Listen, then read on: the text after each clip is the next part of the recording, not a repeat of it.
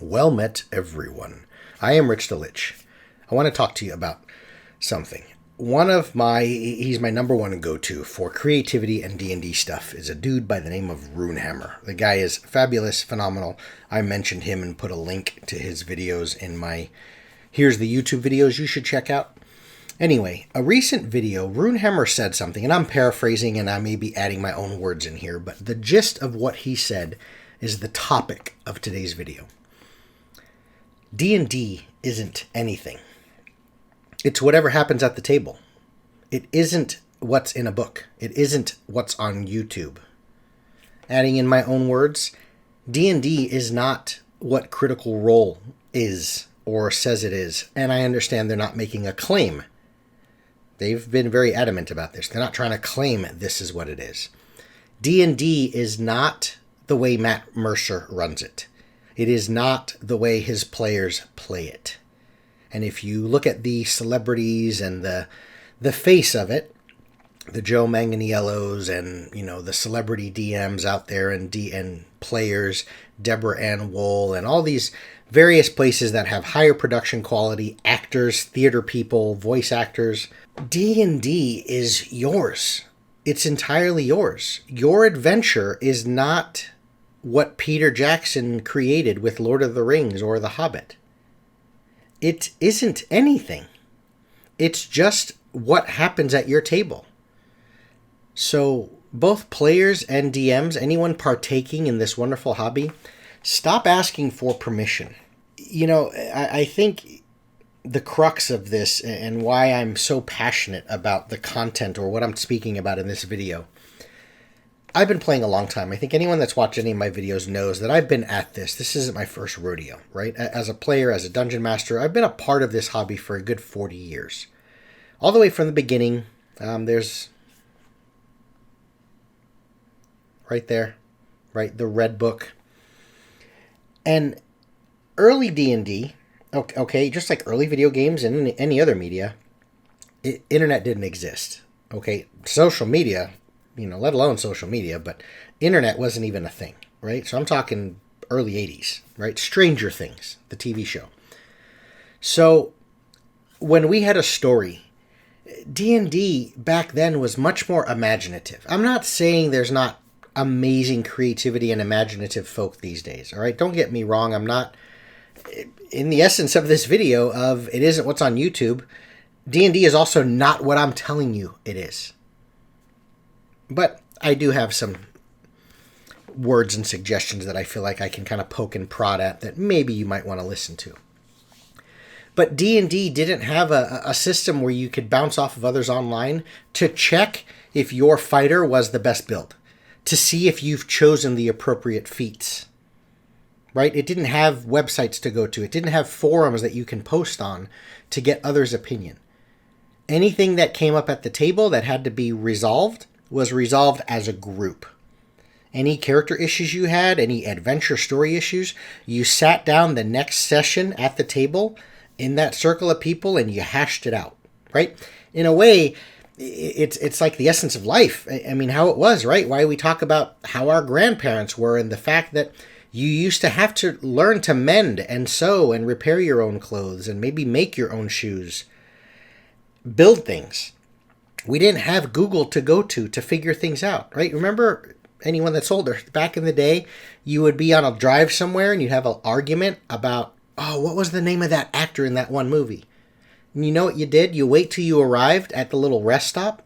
You popped out for a quick coffee and a piece of pie, and you'd ask the waitress, hey, can you settle this argument for us? Who's the actor in such and such movie?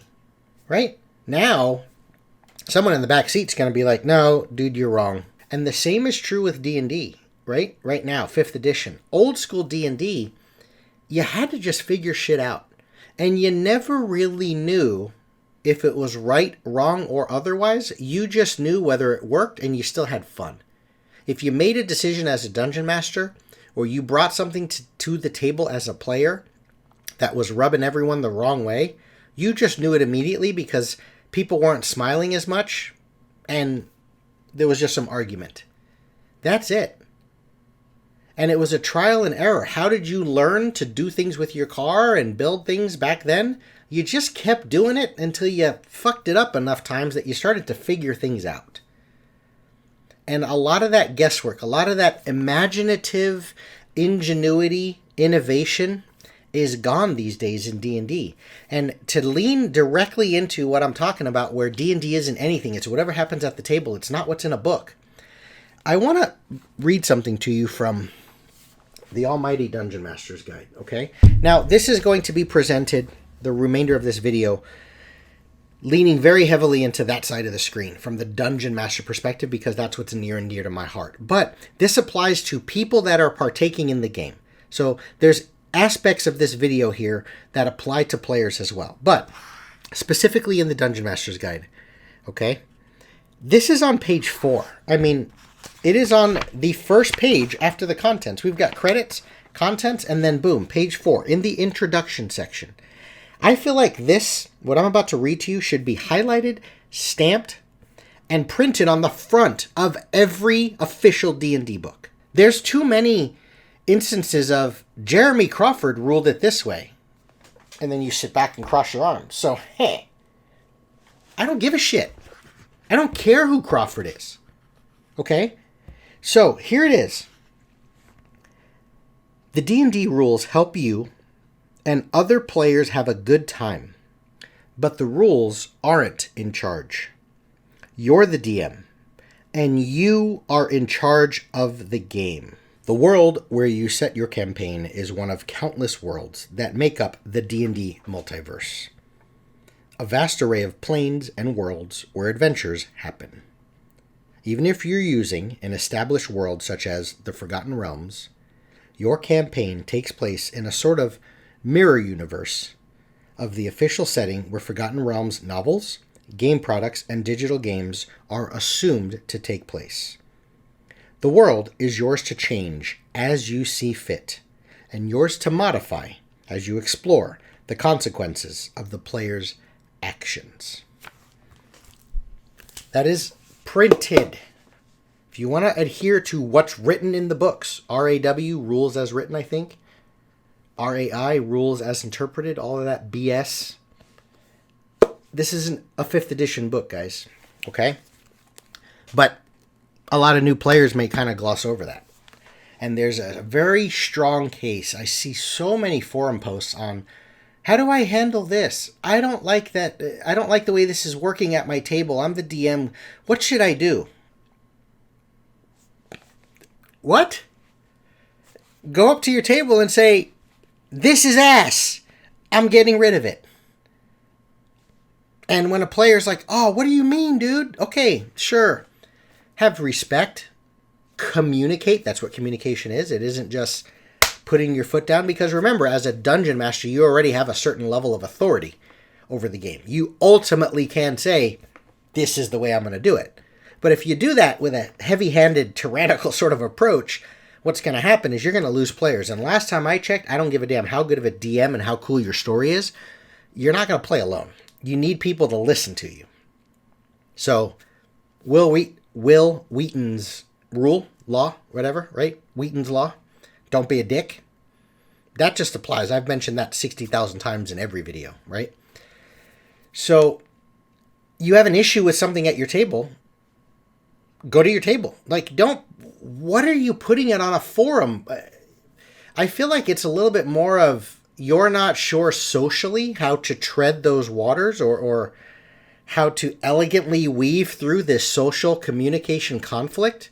Because inherently, and I mentioned this in previous videos, I think a lot of us at the table are sort of a little more introverted, right? The artistic, creative mind is often so imaginative that unless you find like-minded individuals, we just can't relate to the bigger picture of the world, right? So we're not the most socially adept, party-going chameleon in front of others, right? I am that person. I have no problem saying, you're an asshole, right in front of your face. Stop being an asshole, or we need to do something until you stop being an asshole. I have no problem. This is not working at my table. I'm going to get rid of it. And when the player's like, but I just said it's not working at my table. I'll give you, let's talk through 70 options that you could do instead. I'm not going to gimp you. If your character sucks for the group, your character sucks for the group. Let's make a new character. You can make anything you want. You can start over, and I'll even figure out how to give you an equivalent level of magic items, right? I'm not gimping your character. But that's just not working. That should be the only resolution you need. But there's too much of this adherence to, well, the book says this, the rule says this. What if the rule sucks? You're going to tell me Wyatt and Perkins and I don't know who it is. Wyatt is, James Wyatt, I think, was one of the older designers, but whoever it is, right? Jeremy Crawford. You're going to tell me the WotC designers, as much as they had the best intentions of creating the best umbrella of a rule set over 5th edition D&D, you're going to tell me that the creators created a system that is going to account for the personalities, the quirks, the sensibilities, the dynamic, the people at every single table and every single group? That every adventure, every module is going to fit the theme, the tone, the style, and the flavor? Grab a book off the shelf, twist it, turn it, and modify it, and run it to your strengths. You cannot come back as a player and be like, oh, but this says this. The rules, never be a slave to the rules, folks. Players, dungeon masters, whatever. Never, ever, ever sacrifice the good of the group and the fun for some bullshit that's written in a book by someone you don't know. I mean, that's just a general rule and law of life. Don't let the actions of people you don't know influence the decisions and your emotions of what you do here and now. The core and the essence of D&D, and this is absolute. I know that I said in the beginning, I'm not right, wrong, or otherwise the best way. Ignore what's on YouTube. Ignore me. I'm absolutely confident in this. I will, go to my grave with this statement. You're playing a game. I don't care if you're getting paid for it. I don't care how much money you've spent on it. I don't care what thing in your life it is helping you through. The nostalgia, the memories, what it means to you, the passion, the time, the resources, what you sacrifice to do this, to play this. You are playing a game. And it's a game that needs a rule set. Otherwise, you're just figuring shit out, and it's hard to be fair and consistent with that. But you are playing a game with a permeable, malleable rule set.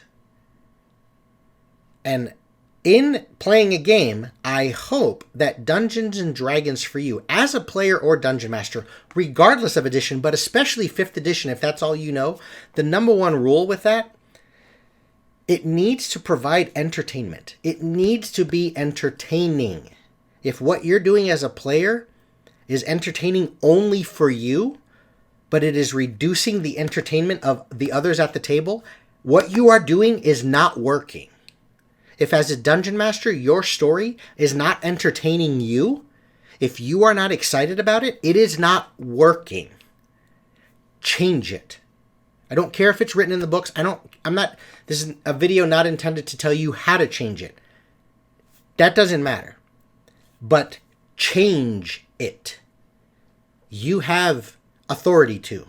You have the rights to. At the end of the day, what you change, what you homebrew, what you manipulate, what you allow, what you don't allow, what you say, I don't care what it says in the book. We're crossing that off. We're not using that. We're using this. We're adding this. We're omitting that. Truly, that doesn't affect anyone outside of your group. It doesn't affect the other millions of players out there as a whole. So do whatever the hell you want to allow you to have the most entertaining game possible.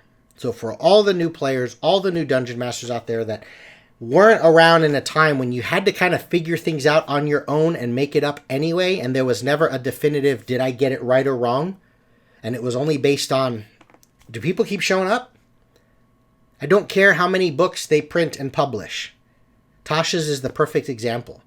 I have been doing the stuff in Tasha's for 40 years. Why didn't they consult me for the design of that damn book? Which I'm not a big fan of at all. I like options for players, but otherwise the whole, if you want your race to actually be stronger, but yet you're a halfling and you want your gnome to be just as strong as the Goliath, whatever. That was a conversation that a player had of, here's the story of my halfling inspired by the little dude that threw the boomerang from Mad Max's Road Warrior. Can I be more feral and just be more aggressive and be strong enough to wield like a Conan sword? And can I be like a squash version of Conan? That was a conversation I had in 1989. Now all of a sudden it's either right or wrong, allowed or not allowed, because Tasha says, put the number here and not there. I mean, we have an entire book that's basically saying here's options. Aren't options always on the table? Why are they not? Or are they not legitimate until designers say options are on the table? Stop waiting. Make the game fun now, today, tonight's session, tomorrow's session, next weekend. Make it yours. Make it the way you want it. Never stop asking for permission. Don't wait. Have fun your way. And when you're not, clean and clear yourself of it. Drink a cup of coffee. Move on and find some other people that help you have fun. See you guys later.